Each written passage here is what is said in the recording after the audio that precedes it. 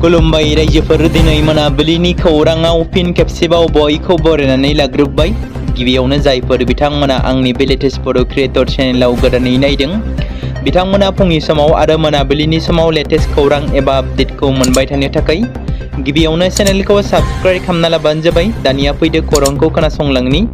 दासान्दि रायजोनि दाब दाब जायगायाव गोबां अखा, गिख्रंथाव सारअन्थाइजों गोबां सुबुंफोरा गाज्रि गोहोम गोग्लैनो गोनां जादों, जेराव सारअन्थाइ गावनायजों नांजानानै गोबां सुबुंफोरा फाहामथाय लानो गोनां जादों। बेबादि समावनो मोनसे दुखुनांथाव खौरां फैदों। बाक्सा जिल्लानि सिङाव थानाय बरमायाव सारअन्थाइजों सासे बर' सुबुंनि जिउ खहा। मिथिनो मोननाय बायदिब्ला गुबुननि न'खराव बिदा फंबाय खामला मावनो थांनाय समावनो बे जाथाया जानो मोनदों। मिथिनो मोननाय जादोंदि दुब्लियाव खामानि मावबाय थानाय समावनो हरखाबै सारअन्थाइ गावनायजों नांजानानै 40 बोसोर बैसोनि राजु रामसियारिया जिउ खहा जायो। बेबादिनो सारअन्थाइ गावनायाव फरायसाजों लोगोसे 6 सुबुंनि गोब्राब जोखोम जादों। बुधबारखालि जानो मोनदों गलगगन्ज जिल्लायाव। बेनिखायनो बयबो बोथोरनि गाज्रि थासारिखौ नुखानानै जाहाथे रावबो फोथार एबा दंफां सिङाव थाया, जेराव दासान्दि दसेनो सान्दुं, दसेनो बार, अखा, सारअन्थाइनि गोहोमखौ नुनो मोनगासिनो दं। बेनिखायनो जाहाथे बयबो सांग्रां जायो।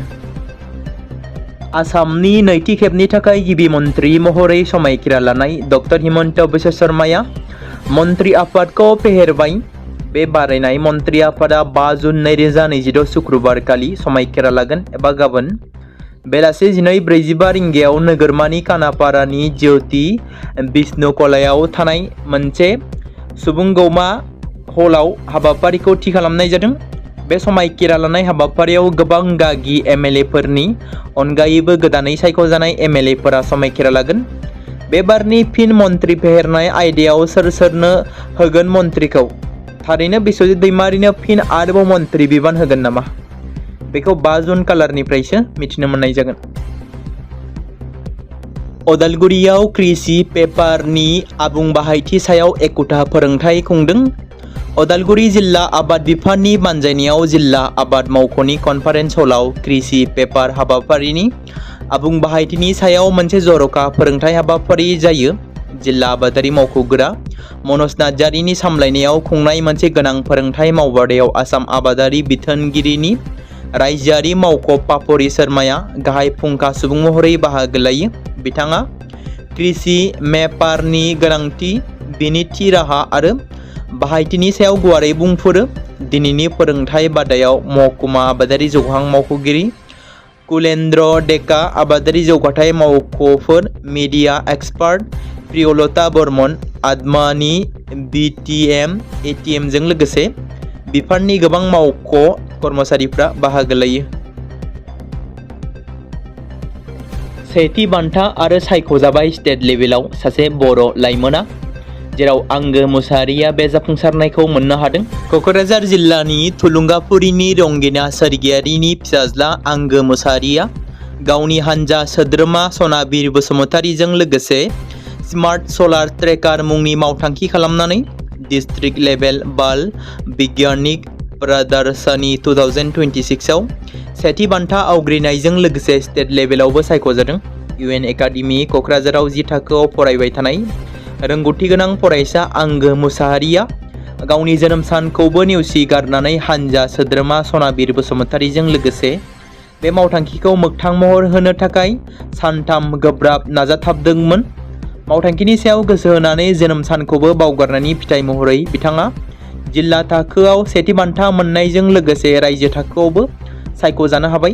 बिथांनि बेबादि गोब्राब नाजानाय आरो नांथाबनाया बिमा-बिफा आरो न'खरनि सोद्रोमाफोरनि गेजेरावल' नङा, जायगा आरो ओनसोलनि उन्दै फरायसाफोरनि थाखायबो मोनसे थुलुंगानि बिदिन्थि जादों। थारैनो गोब्राब नाजानाय आरो नांथाबनाय थायोब्ला जाफुंसारनायखौ मोननो हायो, बे फोरमान होदों रोंगौथि गोनां लाइमोन बिगियानगिरि आंगो मुसाहारिया। 61 बोसोर बैसोआवबो थामथि खेबनि थाखाय हौवा गोदान जानो ओंखारबाय बलिउडनि मुंदांखा फावखुंगुर आमिर खानआ। फैगौ 5 जुलाइ खालाराव गावनि मोजां मोननाय गौरी स्प्राटजों जुलि जागोन। फावखुंगुर आमिर खानआ मख'जाथावदि मुंदांखा फावखुंगुर आमिर खानआ थामथि खेबनि थाखाय जुलि जानो थांगासिनो दं। हाबानि कालार आरो सानाबो थि खालामखाबाय। आमिर खानआ बे बोसोरनि जुलाइ दानाव थामथि खेबनि थाखाय जुलि जागोन। मख'नो गोनांदि बलिउडनि मुंदांखा फावखुंगुर आमिर खानआ गौरी स्प्राटजों जुलि जानायनि लाहार फाहार खालामनो जागायदों, जायजों बिथाङा गोलाव समनि रमान्टिक सोमोन्दोआव दंमोन। खौरां बिजोङाव फोसावनाय खौरांनि बायदिब्ला आमिर खान आरो गौरी स्प्राटजों जुलिया फैगौ 5 जुलाइ 2026 खालाराव जागोन। बे हाबाफारियाव मोन्नैबो नखरनि बाय बाहागिफोरा नुजाथिगोन होनना मिथि मोनदों। खौरां मोनबावनाय जादों दि बिसोर गावनि न'आवनो जुलिखौ खालामगोन।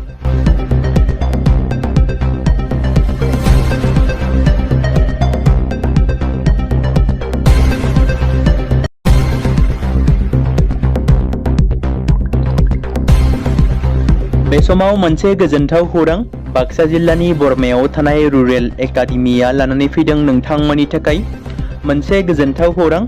थांनाय SSLC आरो हायार सेकेन्डारिनि आनजादाव जाय फरायसा आरो फरायसुलिफोरा उथ्रिसारनो हायाखैमोन एबा फेल जादोंमोन, बेनि थाखाय रि-एग्जाम होफिननो गोसो गुदुं फरायसाफोरा थाबैनो बरमा सेकेन्ड गेटआव थानाय रुरेल एकाडेमियाव मुं थिसनफैनानै मेट्रिक आरो HS आनजादखौ होफिननो हागोन। बेनि अनगायैबो जाय फरायसाफोरा थांनाय मेट्रिक आरो HS आनजादाव नांगौ बादि जौखोन्दो एबा मार्क्स लानानै उथ्रिसारनो हायाखैमोन, बिथांमोनाबो बे रुरेल एकाडेमियाव एडमिशन खालामफैनानै मार्क्स इमप्रुभमेन्ट खालामनो हागोन। स्ट्रिम हिसाबै आर्टस, साइन्स आरो कमार्सनि गासैबो फरायसाफोरा रुरेल एकाडेमियाव एडमिशन खालामनो हागोन। बेनि थाखाय थाबैनो 8761903455 नङाब्ला 87203585 जानबुं नम्बराव जगाजग खालामहरनो हागोन।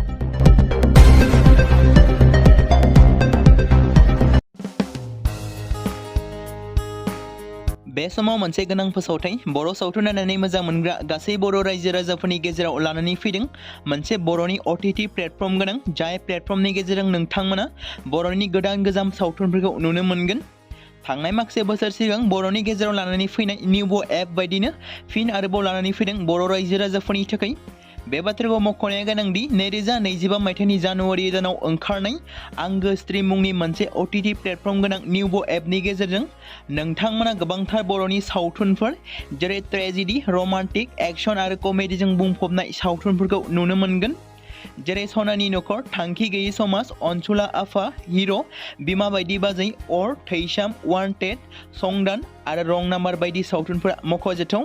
बेफोर सावथुनफोरखौ नायनो थाखाय नोंथांमोना गिबियावनो आंगो स्ट्रिम एपखौ गाव गावनि मबाइलाव थानाय प्ले स्ट'रनिफ्राय डाउनल'ड खालामनानै लोगोसे इनस्टल खालामनानै गावनि मबाइल नाम्बारजों लगइन खालामनानै लाग्रोनांगोन।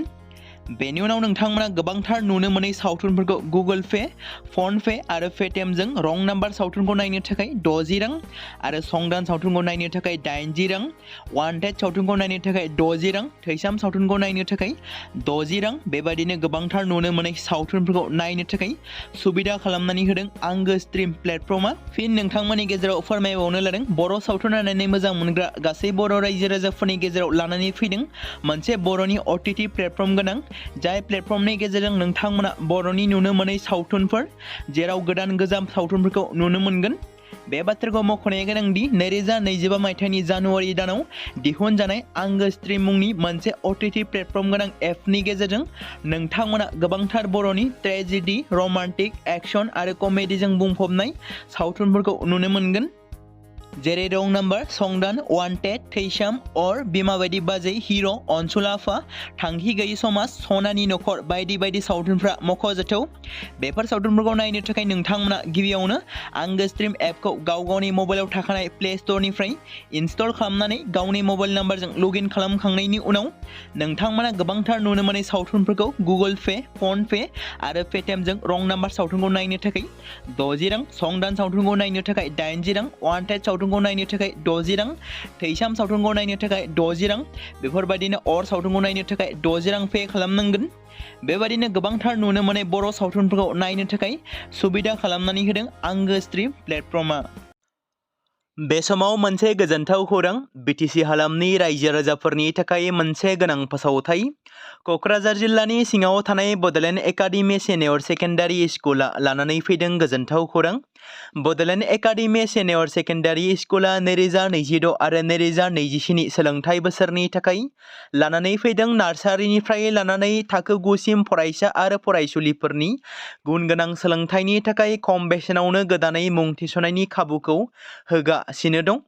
मख'जाथावदि क'क्राझार जिल्लानि हल्टुगाव आउटपस्टआव थानाय क'क्राझार तिनिआलिनि बड'लेण्ड एकाडेमि सेनियर सेकेन्डारि स्कुला गुन गोनां सोलोंथाइ होनायजों लोगोसे थाखो 9 नि थाखाय इलेक्टिभ साबजेक्ट महरै मेथामेटिक्स, जिअ'ग्राफि, हिन्दी, हिस्टरि बायदि आयदाखौ लानो हागोन। मोजां सोलोंथाइ लानायनि अनगायैबो बड'लेण्ड एकाडेमि सेनियर सेकेन्डारि स्कुलाव उफ्रा सोलोंथाइ हिसाबै environment field study, English speaking course बायदिखौ लाफानानै सोलोंथाइ लानो हागोन। बेनि अनगायैबो गोजान लामा हान्थिनानै फरायग्रा फरायसा फरायसुलिफोरनि थाखाय आलादायै मोजां हस्टेलाव थानानै फरायनो हानायनि खाबुफोर होनाय जादों।